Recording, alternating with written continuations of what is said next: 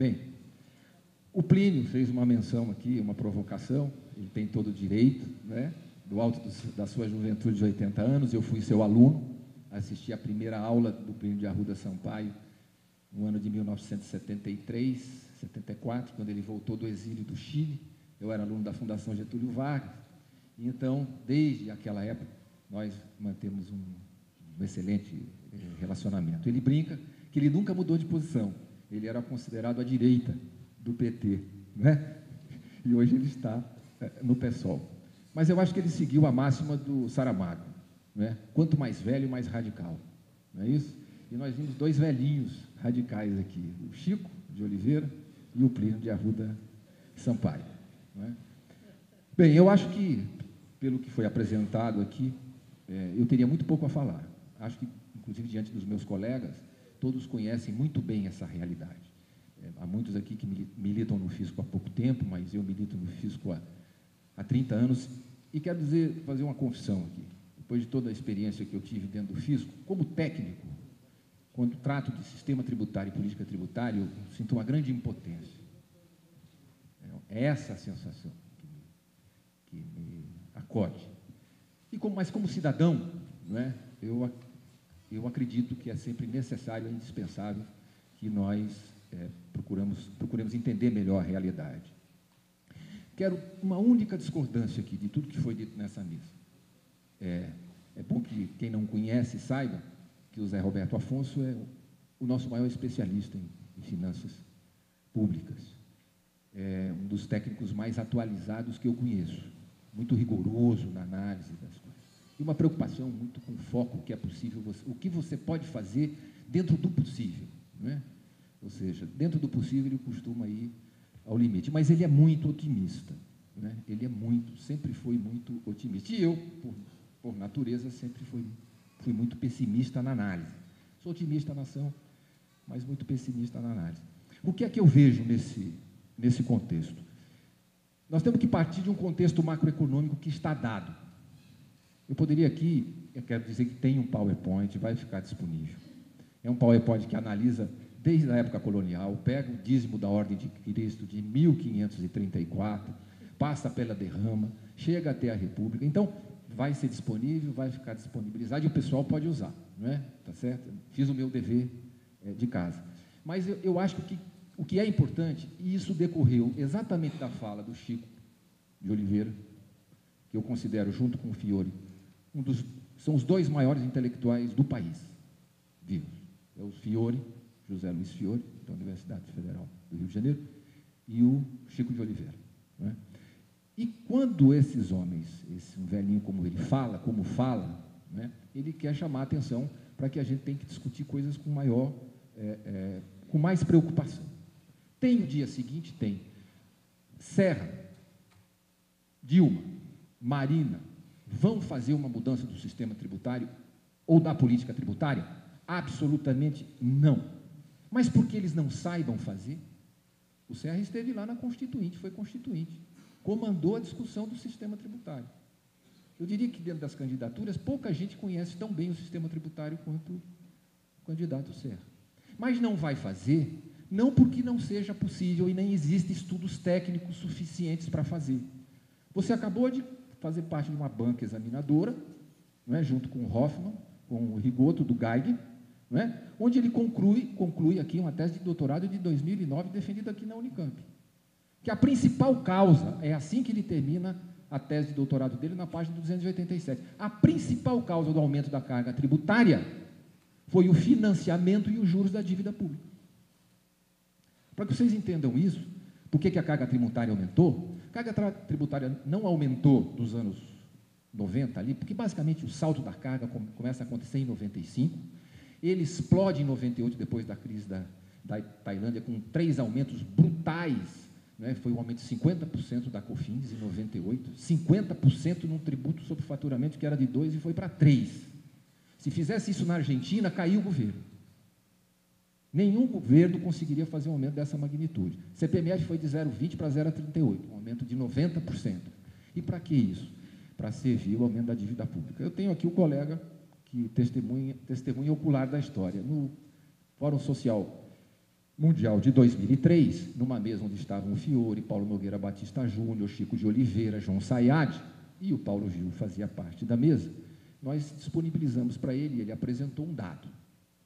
Antes do Plano Real, 1994, quanto é que o país pagava de juros sobre o PIB? 2,9%, não chegava a 3% do PIB. A carga tributária estava lá em torno dos seus 25%, 26%, como mostrou aqui o Lettieri muito bem naquela curva dele das décadas, fatiou em décadas e mostrou como se comportou a carga. Termina o ano de 2002, depois de 6 crises, né, internacionais, com as respostas da administração tributária, que o Lettieri não conseguiu mostrar, mas vai falar depois, com aumentos sucessivos de carga tributária, ele sobe 8% do PIB. Mas por que subiu 8%, não subiu 6%, não subiu 9%? O pessoal lá sabia fazer conta. E fizeram a conta ajustada para pagar os juros da dívida pública. Por quê? Porque saiu de 3 pontos percentuais do PIB e chegou a quase 13 pontos percentuais do PIB. Depois se estabilizou ali, 8 e 9, agora caiu um pouco. Então, ninguém vai conseguir diminuir a carga tributária. A carga tributária caiu na marra, teve que cair na marra por conta da crise de 2009, que obrigou, então, a uma desoneração para segurar alguns setores monopolistas importantes, que é o setor automobilístico, uma cadeia com 25 fases e tal, que tinha um efeito para frente e para trás na economia muito importante. O governo ficou um pouco assustado, baixou a carga naquele setor. Mas, fundamentalmente, toda a armação da nossa tributação está em cima de servir o financiamento e os juros da dívida. Vou dar um dado aqui para que vocês tenham noção da magnitude disso. A dívida pública hoje está em torno de 1 trilhão e 400 bilhões. 1 trilhão e 400 bilhões. Se nós analisarmos a taxa Selic de 10%, não vou fazer esse cálculo dos 12%, 10%, papel de bodega, faz uma conta aí, todo mundo faz, 10% anualizado sobre 1.400, 1 trilhão, está 140 bi por ano, de juros. Como os nossos títulos, em média, da dívida, são em torno de vencimento de 33 meses, já foi até mais, está mais curto, tá certo?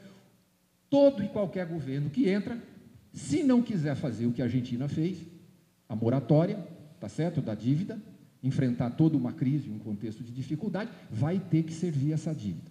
Para servir essa dívida, não pode baixar a carga tributária. Estou pegando o dado que agora está comprovado, 2009, a tese do que eu recomendo aqui, está no blog do Zé Roberto, que o Zé Roberto deveria mencionar o blog dele, que ele faz um esforço extraordinário para disponibilizar todo tipo de estudos, ele não faz nenhuma censura do ponto de vista ideológico, partidário, ali tem tudo, o pessoal que defende a auditoria da dívida, moratória, não tem problema nenhum, tá certo?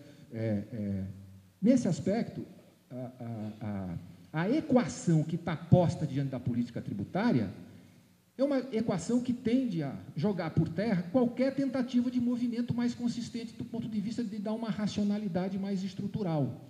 Você pode fazer alguma coisa, mas não é um ajuste fácil de fazer, porque você não pode parar para fazer o ajuste, tá certo? Exatamente por conta desse serviço da dívida. Eu queria tocar aqui, aproveitar aqui que está passando o Alice no País das Maravilhas, e invocar aqui aquela pergunta clássica que se faz, né, que é o gato de Cheshire, né, quando a Alice pergunta, e agora, onde fica a saída? Ela está meio confusa. Aí o gato responde, depende de para onde você queira ir. E esse depende de você para você queira ir, que tem que ser dado para a política tributária, que nós estamos aqui, a política tributária para o desenvolvimento, a única vez na história desse país que se discutiu política tributária voltada para o desenvolvimento, foram dois que já não se encontram por aqui, né? Foram os dois grandes, o resto, tudo fica pendurado no ombro desses dois. É Rubens Gomes de Souza e Gerson Augusto da Silva.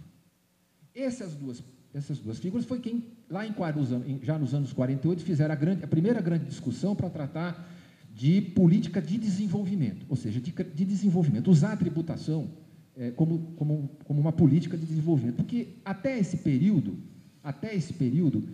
a natureza da política fiscal era uma natureza quase que de corte colonial. Colonial.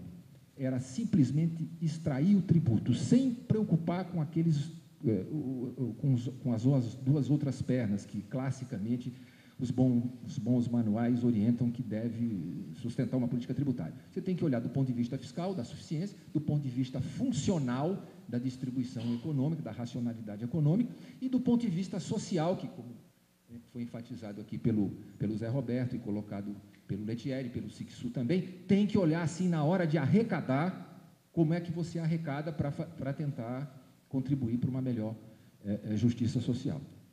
Agora, isso é fácil de fazer num país em desenvolvimento? Não, também não é fácil. Não é por acaso que os países chamados escandinavos, os países da OCDE, eles têm um sistema de tributação mais assentado sobre a renda. Simplesmente porque ali existe renda. Existe uma sociedade mais digamos assim, rica, não é? É só olhar a renda per capita. Você olha a renda per capita e vai ver que a carga tributária sobre o trabalho, sobre o capital, sobre a riqueza, tal, sobre a renda, ela é maior onde a renda per capita é maior. Agora, aqui no Brasil tem um problema. Aqui não houve neoliberalismo, tá? Muito enganado o Lettieri em fazer essa discussão que houve uma ofensiva liberal, neoliberal. O que houve no Brasil foi neolibertinagem, é outra coisa.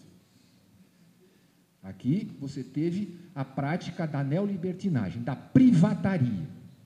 Né? Se o Aloysio Biondi estivesse vivo aqui, ele falaria, explicaria bem o que foi o processo de privatizações. Né?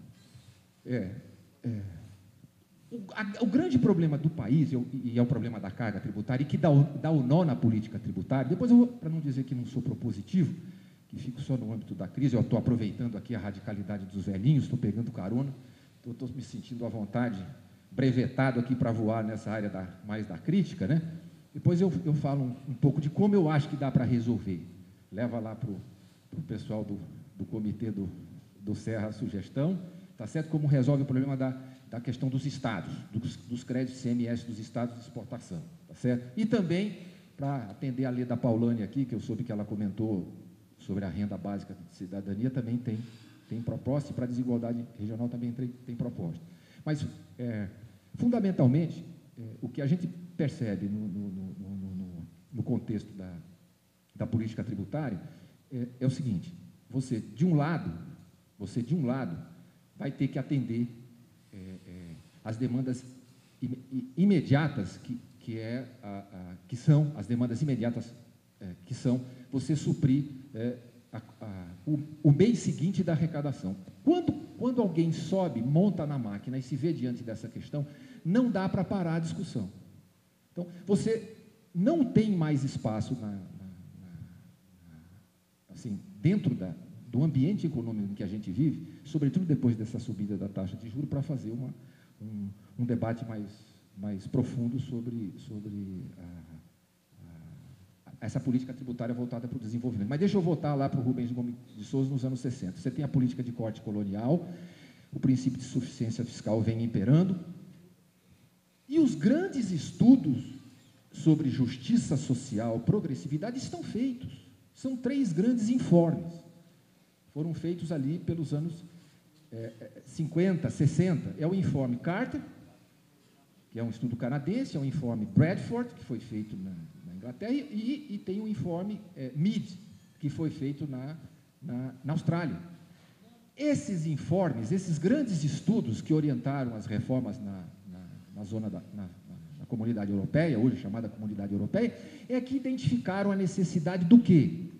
Em função do pós-guerra, aqueles países sofreram demasiadamente, os desequilíbrios e a insegurança eram muito grandes. Então, há uma frase de um chanceler britânico que acho que marca claramente qual é o princípio que orientou essa reforma que levou à progressividade, uma tributação maior da renda.